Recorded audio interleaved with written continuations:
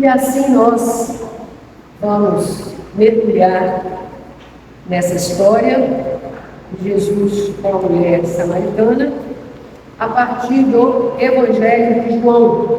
Eu convido a igreja, então, para que nós fiquemos de pé. É uma leitura.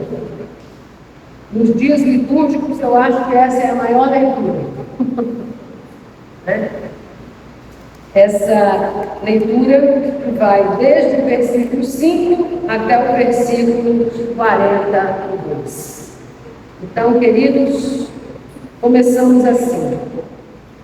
Ele chegou a uma cidade da Samaria, chamada Sicar, que ficava perto das terras que Jacó tinha dado ao seu filho José. Ali ficava o poço de Jacó. Era mais ou menos meio-dia, quando Jesus, cansado da viagem, sentou-se perto do poço. Uma mulher samaritana veio tirar água e Jesus lhe disse: "Por favor, me dê um pouco de água." Os discípulos de Jesus tinham ido até a cidade comprar comida. A mulher respondeu: "O Senhor é judeu e eu sou samaritana. Como é que o Senhor me pede água?" Ela disse isso porque os judeus não se dão com os samaritanos. Então Jesus disse: "Se você soubesse o que Deus pode dar e quem é que está lhe pedindo água, você pediria e ele lhe daria a água da vida." Ela respondeu: "O Senhor não tem balde para tirar água e o poço é fundo. Como é que vai conseguir essa água da vida? Nosso antepassado Jacó nos deu este poço. Ele, os seus filhos e os seus animais beberam água daqui. Será que o Senhor é mais importante do que Jacó?" Então Jesus disse: "Quem beber desta água terá sede de novo, mas a pessoa que beber da água que eu lhe der nunca mais terá sede, porque a água que eu lhe der se tornará nela uma fonte de água que dará vida eterna." Então a mulher pediu: "Por favor, me dê dessa água. Assim eu nunca mais terei sede e não precisarei vir aqui buscar água." "Vá chamar o seu marido e volte aqui", ordenou Jesus. "Eu não tenho marido", respondeu a mulher. Então Jesus disse: "Você está certa ao dizer que não tem marido, pois já teve 5 e este que você tem agora não é de fato seu marido. Sim, você falou a verdade." A mulher respondeu: "Agora eu sei que o Senhor é um profeta. Os nossos antepassados adoravam a Deus neste monte, mas vocês, judeus, dizem que Jerusalém é o lugar onde devemos adorar." Jesus disse: "Mulher, creia no que eu digo. Chegará o tempo em que ninguém vai adorar a Deus neste monte, nem em Jerusalém. Vocês, samaritanos, não sabem o que adoram, mas nós sabemos o que adoramos, porque a salvação vem dos judeus. Mas virá o tempo, e de fato já chegou, em que os verdadeiros adoradores vão adorar o Pai em espírito e em verdade, pois são esses que o Pai quer que o adorem. Deus é espírito, e por isso os que o adoram devem adorá-lo em espírito e em verdade." A mulher respondeu: "Eu sei que o Messias, chamado Cristo, tem de vir, e quando ele vier, vai explicar tudo para nós." Então Jesus afirmou: "Pois eu que estou falando com você, sou o Messias." Naquele momento, chegaram seus discípulos e ficaram admirados, pois ele estava conversando com uma mulher. Mas nenhum deles perguntou à mulher o que ela queria. E também não perguntaram a Jesus por que motivo ele estava falando com ela.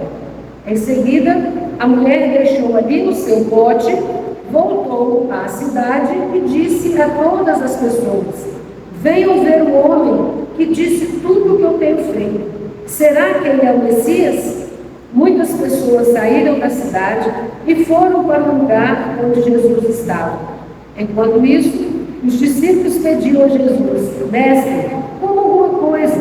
Jesus respondeu: Eu tenho para comer uma comida que vocês não conhecem. Então os discípulos começaram a perguntar uns aos outros: será que alguém já trouxe comida para ele? A minha comida, disse Jesus, é fazer a vontade daquele que me enviou e terminar o trabalho que ele me deu para fazer. Vocês costumam dizer: daqui a 4 meses teremos a colheita. Mas olhem e vejam bem os campos. O que foi plantado já está maduro e pronto para a colheita. Quem colhe recebe o seu salário, e o resultado do seu salário é a vida eterna para as pessoas. E assim, tanto o que semeia quanto o que colhe se alegrarão juntos, porque é verdade o que dizem: um semeia e o outro colhe. Eu mandei vocês colherem onde não trabalharam. Outros trabalharam ali e vocês aproveitaram o trabalho deles. Muitos samaritanos daquela cidade creram em Jesus porque a mulher tinha dito: ele me disse tudo o que eu tenho feito. Quando os samaritanos chegaram ao lugar onde Jesus estava, pediram a ele que ficasse com eles. E Jesus ficou ali 2 dias. E muitos outros creram por causa da mensagem dele. Eles diziam à mulher: agora não é mais por causa do que você disse que nós cremos, mas porque nós mesmos o ouvimos falar. E sabemos que ele é, de fato, o Salvador do mundo. A igreja pode se sentar. Então, queridos, é um texto que fala para nós de encontro. E o encontro entre Jesus e a mulher samaritana é uma das narrativas mais belas do Evangelho. Nesse encontro vemos não apenas um diálogo sobre água, mas uma revelação profunda do modo como Deus olha as pessoas, especialmente aquelas que a sociedade costuma desprezar. Por 2 vezes apareceu uma estranheza no diálogo, a conversa de Jesus com a mulher. Para ela mesma, houve um estranhamento da parte dela, e houve também um estranhamento por parte dos discípulos. Então, como que aquela situação era algo que era aquilo que a gente hoje na escola dominical conversava, algo que vinha já solidificado naquelas pessoas daquela sociedade. Estavam ali os judeus, discípulos de Jesus, e estava também uma samaritana. E tanto para os discípulos quanto para a samaritana, houve estranheza no fato de Jesus estar falando com uma mulher. Na época do Novo Testamento, existia uma forte animosidade entre judeus e samaritanos. Os judeus desprezavam os samaritanos por considerá-los uma mistura de israelitas com estrangeiros e por julgarem a sua fé uma fé impura. Por sua vez, os samaritanos também cultivavam uma hostilidade contra os judeus. E aí a gente precisa pensar no todo, em Israel, e a divisão dos 2 reinos, o reino de Judá e o reino lá de Israel, cuja capital era a Samaria, e o de Judá, Jerusalém. E a Samaria, então, ficou, os samaritanos, na época do exílio, aquele ajuntamento com os que ficaram ali na terra quando houve, então, a invasão da Síria e que Israel foi dominado. Com isso, criou-se desde aquela época essa hostilidade entre judeus e samaritanos, a ponto de quem estava em Jerusalém e fosse subir no reino do norte, teria que passar pela Samaria. E para lá chegar, fazia um desvio exatamente para não passar pela Samaria, quando queria cruzar os 2 pontos. Então, era um lugar realmente marcado por preconceito, por separação e por desconfiança. É exatamente nesse contexto que Jesus se aproxima de uma mulher samaritana junto ao poço de Jacó. Jesus chega cansado, estrangeiro, naquela terra, com sede, precisando de ajuda. A mulher está em seu território, ela está na Samaria, está em seu território. O poço pertence à tradição de seu povo, ela tem o balde, ela tem o acesso à água. Mas há algo em comum entre os dois: ambos têm sede. Jesus tem sede, mas no decorrer da história nós vamos ver também que a mulher samaritana tem sede de uma água, sede da água da vida. Então, ambos têm sede. Jesus pede água, mas seu pedido vai muito além da água física. Ele abre espaço para um encontro que transforma a vida da mulher com quem ele dialoga.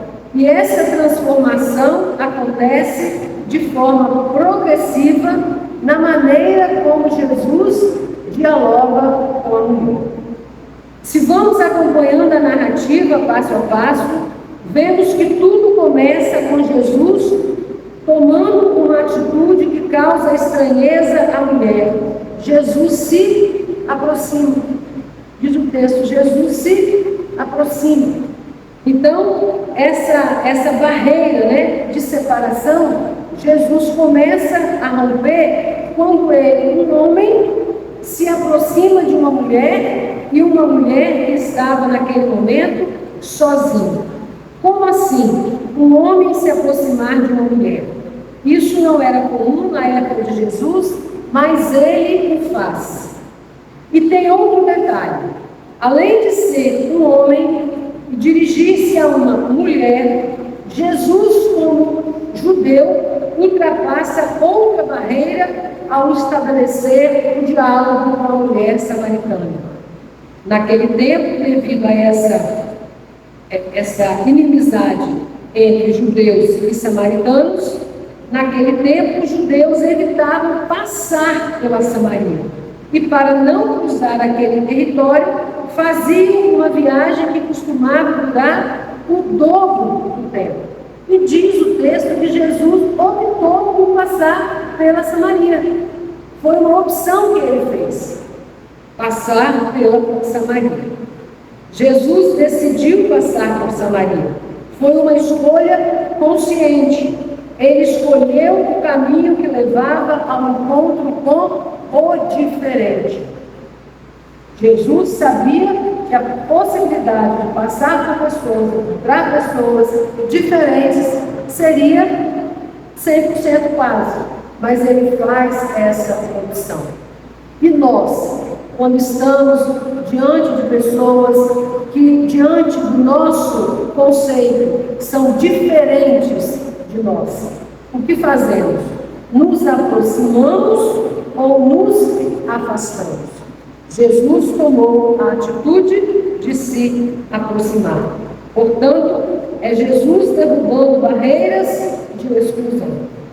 Neste episódio do encontro de Jesus com a samaritana, o que chama a atenção é que ele pede um simples copo d'água para poder dar algo maior. No nosso contexto de vida, o que é natural fazermos? É dando e se recebe. Pois Jesus ali, naquele momento, já pediu com a intenção de dar. Jesus pede um copo d'água, um simples copo d'água, mas com a intenção de oferecer algo muito maior, que era a água da vida. Esse é o centro do diálogo. Jesus tinha algo muito mais importante para oferecer àquela mulher. Mas ela, por sua vez, imersa num contexto de vida onde a mulher não se oferece nada, considerada como gente que na hora de contar a população não era nem contada, àquela mulher, né, imersa num contexto de vida, onde a elas, mulheres, não se oferecia nada, como entender que alguém pudesse lhe dar valor e quisesse lhe oferecer algo bom? É a primeira remexida que eu fico sentindo, assim, como que aquela mulher vai quebrando dentro dela mesma algumas situações, porque era natural. E ela, tanto é que aquilo está dentro dela, que ela também vai estranhar isso. Mas, de alguma forma, valores estruturados dentro dela precisavam ser desconstruídos. E Jesus se propõe a ajudá-la nessa direção. Aquilo que para ela, né, causava estranheza, aquilo que para ela era algo preso dentro dela, uma concepção já adquirida e solidificada, Jesus vai começar a conversar com ela para ir quebrando essas coisas dentro. O sofrimento das mulheres que sofrem violência é um pouco isso. Elas estão tão oprimidas internamente, tão achando que não tem outro caminho que não seja aquele ao qual elas estão submetidas, que elas vão se fechando, se fechando, se fechando, e qualquer ato de tentativa de tirá-las, elas não aceitam esse ato, não é porque elas não acreditam naquilo de forma consciente, mas é porque dentro dela existe essa percepção: eu não vou conseguir sair dessa. E assim era um pouco esse sentimento que eu vejo nessa mulher, que naquele momento, mesmo Jesus tentando se aproximar, abrir espaços, abrir caminhos, ela ainda ia apresentando resistências, porque eram resistências internas.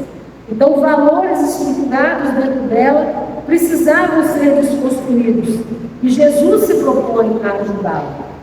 E as resistências, era como se Jesus dissesse para ela, né? Deixe o novo vir. As coisas não precisam ser como sempre foram. Deixa as coisas acontecerem de forma diferente. E as resistências iniciais daquela mulher foram ainda solidificadas. Como você, um homem, me aborda sendo eu uma mulher? Como você, um judeu, pede água a uma mulher samaritana? Algo que já podia chegar para ela como algo bom, né? Algo que já podia chegar para ela porque era bom. Mas o interno machucado não deixa perceber quando as atitudes de refazimento aparecem. E aí a resistência continua. As resistências iniciais daquela mulher foram, né, essas. Não acreditava que um homem pudesse falar com ela. Muito menos esse homem sendo judeu e ela sendo samaritana. Mas Jesus, por sua vez, quer fazê-la alcançar que ele é mais do que um simples homem, é mais do que um simples judeu. E aí Jesus diz para ela, né? Se você soubesse o que Deus pode dar a quem é que está pedindo água a você, você pediria a ele e ele lhe daria a água da vida. É assim que Jesus se apresenta. Mas a mulher, lançando mão da tradição religiosa, insiste em contrapor Jesus. Seria você mais importante do que Jacó? Jesus quer dizer para ela: eu estou aqui, eu estou do seu lado, eu quero te ajudar, eu quero te mostrar algo diferente. Aí ela vem com toda a bagagem que ela tem e diz assim: mas por acaso você é mais importante do que Jacó? E aí começa a desfiar coisas da sua tradição, da sua história de vida. E aí ela vai colocando, né? Jesus se apresenta e ela contrapõe Jesus. Seria você mais importante do que Jacó, de quem havia herdado o poço, o seu povo, os samaritanos? E Jesus insiste para que ela percebesse o que realmente ele intencionava lhe oferecer. a água que eu lhe der se tornará na pessoa uma fonte de água que dará vida eterna. Para aquela mulher, o que mais importava, se isso realmente acontecesse, qual é a resposta que ela dá?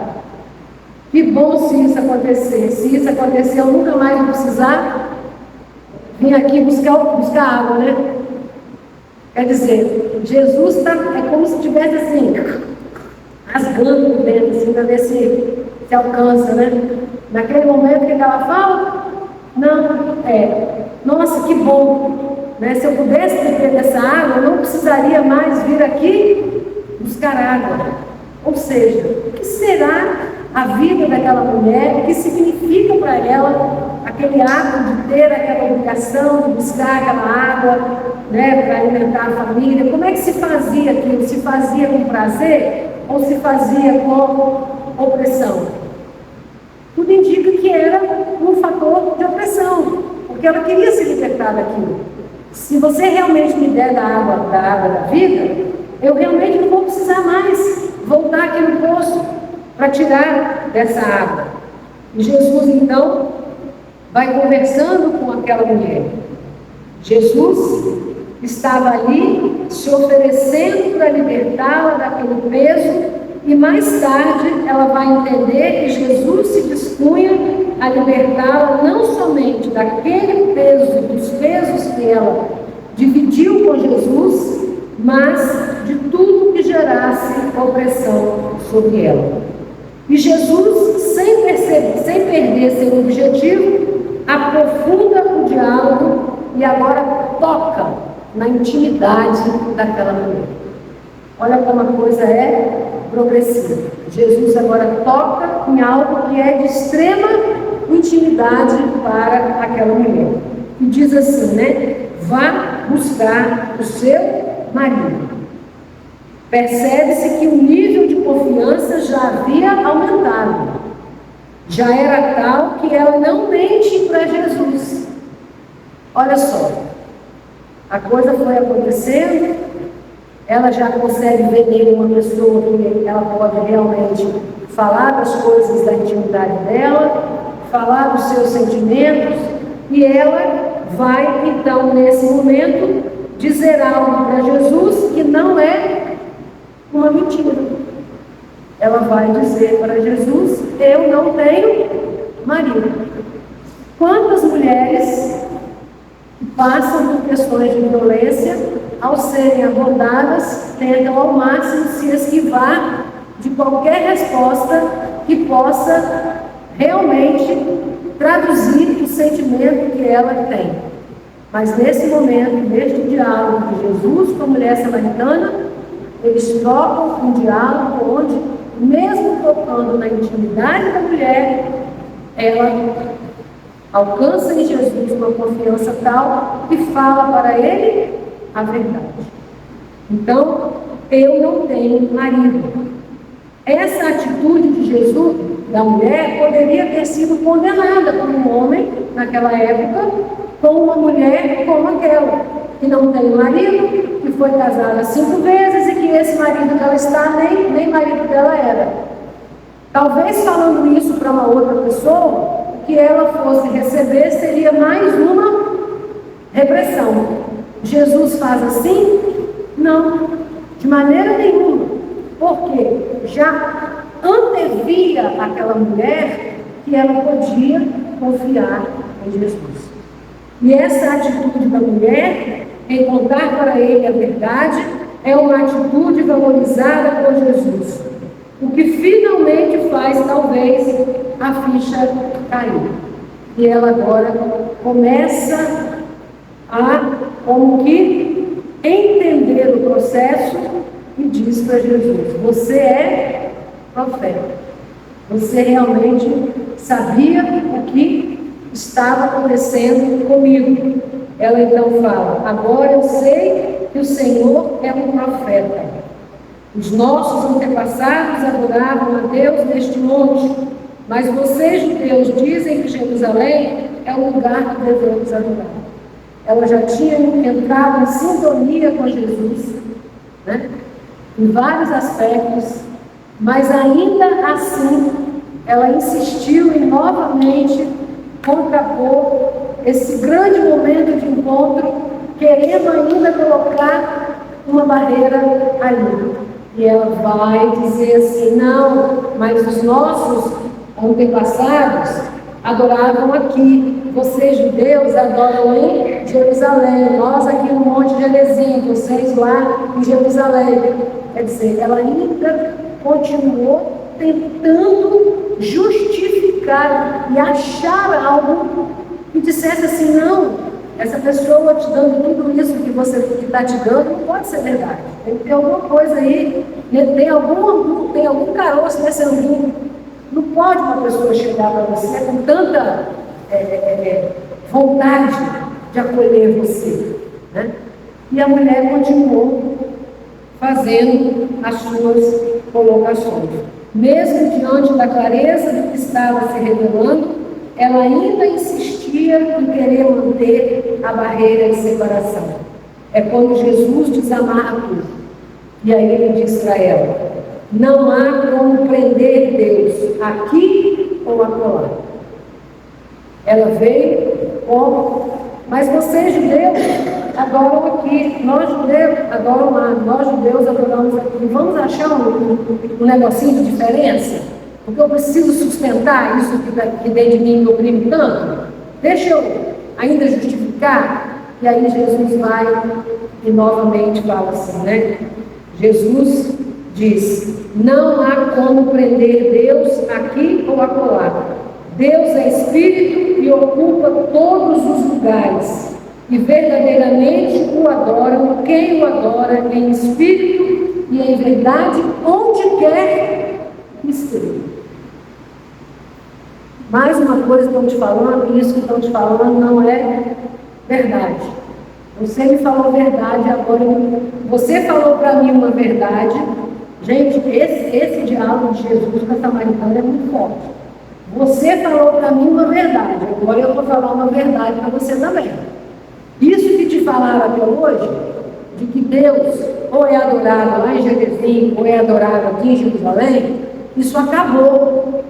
Porque agora chegou a hora, e essa hora já chegou, em que Deus é adorado em espírito e em verdade, nem aqui, nem acolá, mas aonde quer que tenha uma adoradora, um adorador, que o adore em espírito e em verdade.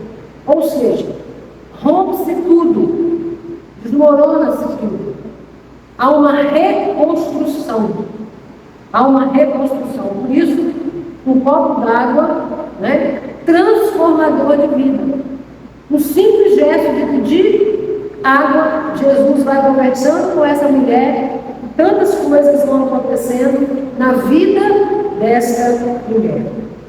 E no momento que ela então reconhece que tudo ainda estava difícil de entender, e que o Messias, o Cristo, era quem teria a capacidade de explicar essas coisas, é quando Jesus então revela para ela o grande mistério: eu sou o Cristo, eu sou o Messias.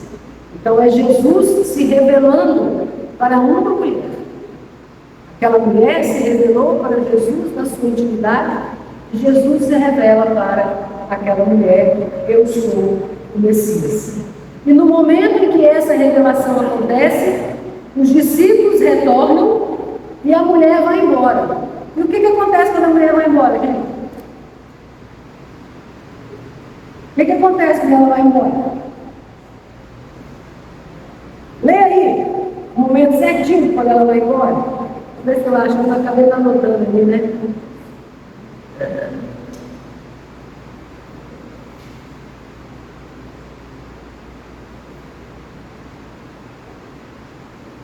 Poxa vida.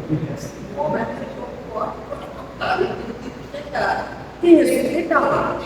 Não, ela deixa o pote para trás. Ela deixou o pote para trás. Deixou o pote para trás. Aquilo que para ela era, se um dia isso aconteceu, o que eu quero é realmente não ter que voltar mais aqui para tirar água. Mas simbolicamente era o peso daquilo que tinha para ela.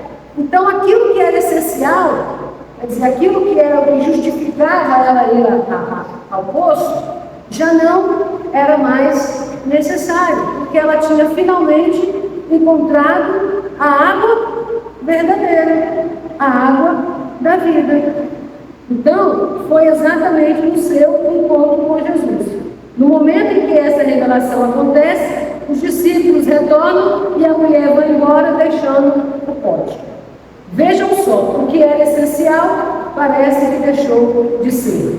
A volta para a cidade para contar de seu encontro com Jesus, e muitos samaritanos creram quando isso aconteceu, a partir do dito pelaquela mulher. É uma história linda, mas que ainda traz as suas nuances, porque os samaritanos no final tiveram ainda a necessidade de dizer: agora nós acreditamos porque ouvimos dele aquilo que já tínhamos ouvido de você. Então, são ainda resistências que precisam ser superadas. Então, apesar de tanta coisa, de tanta transformação ter acontecido na vida daquela mulher, também ainda na vida de outras pessoas precisaria acontecer. Então, essa história, ela é uma história linda, que fala de um encontro, de muitas nuances, que para esse Dia Internacional da Mulher, gostaria de destacar 2 pontos essenciais. Quando Jesus pede água àquela mulher, ele também nos pede alguns gestos da nossa vida cotidiana. Primeiro, igualdade nas relações. Esse gesto de Jesus tomar aquele copo, pedir àquela mulher um copo d'água, ele deixa para nós a necessidade que também nós façamos desse gesto, o gesto da igualdade nas relações. Jesus, como homem, ao conversar com uma mulher em público, realizando algo incomum para seu tempo, demonstra que homens e mulheres têm dignidade diante de Deus. Isso nos desafia a combater toda forma de desvalorização da mulher. E um outro ponto é respeito e tolerância. Que gesto de Jesus ao pedir esse copo d'água à mulher nos remete, e após todo esse diálogo compartilhado. Jesus reconhece que aquela mulher tem algo para oferecer. Jesus reconhece que aquela mulher tem algo para oferecer, ou seja, ele vê valor naquela mulher. Jesus vê valor naquela mulher. Esse detalhe é profundamente significativo. Jesus não apenas respeita aquela mulher, mas ele a torna partícipe na proclamação e na missão. Então, Jesus torna aquela mulher também protagonista na missão. Depois do que ela falou, muitos samaritanos vão a Jesus. Essas atitudes de Jesus nos confrontam profundamente. Em nossa sociedade, irmãos, infelizmente, muitas mulheres sofrem violência e ainda existe agora a tragédia do feminicídio aumentando a cada dia. Estão matando as mulheres. A igreja não pode escolher o caminho mais longo da indiferença. Talvez nós estejamos escolhendo o caminho mais longo da indiferença. Mas é preciso, assim, não fazer. Nós somos chamados, assim como Jesus fez por opção, a passar pela Samaria. Nós precisamos passar por Samaria, ou seja, enfrentar as realidades difíceis das mulheres que estão sendo assassinadas a cada minuto na nossa sociedade, pelo simples fato de ser mulher. Nenhuma diferença de gênero, cultura, história ou condição social pode justificar a desvalorização da vida. Quando nós ficamos surpresos aos nossos preconceitos sociais, aos nossos interesses pessoais, às nossas divisões, corremos o risco de repetir a atitude inicial da samaritana: negar um pouco d'água sem perceber que diante de nós está a fonte da água. Quando Jesus pede a água, como que você, um homem, pode pedir água? É quase que uma negação, uma negativa. Mas é durante o diálogo que a coisa vai mudando totalmente de figura. Quando nos abrimos à fé em Jesus Cristo, recebemos o dom do Espírito Santo que transforma a nossa vida. Recebemos esse dom do Espírito Santo no momento em que a água chega até nós, a água do nosso batismo. Todos nós já recebemos a água da vida em nós. No batismo, recebemos a água da vida. Recebemos o dom do Espírito que transforma vidas. E esse Espírito, ele nos ajuda a abrir nossos olhos, nos torna mulheres e homens novos, nos capacita a transformar o mundo. Ele nos chama a reconhecer os sinais de vida e salvação presentes na sociedade e também a agir onde esses sinais ainda não são visíveis. Que ao celebrarmos o Dia Internacional da Mulher, possamos aprender com o exemplo de Cristo e sejamos uma comunidade, à semelhança de Jesus, a partir de tudo que aprendemos no diálogo dele com a mulher samaritana. E sejamos uma comunidade que respeita as mulheres, valoriza sua dignidade, reconhece sua voz, caminha lado a lado na construção do reino de Deus. E que, transformados pela água viva do Espírito, possamos levar ao mundo a mesma esperança que aquela mulher samaritana anunciou. Jesus é o Messias, Jesus é o Salvador, aquele que oferece a vida plena para todas as suas filhas e para todos os seus filhos.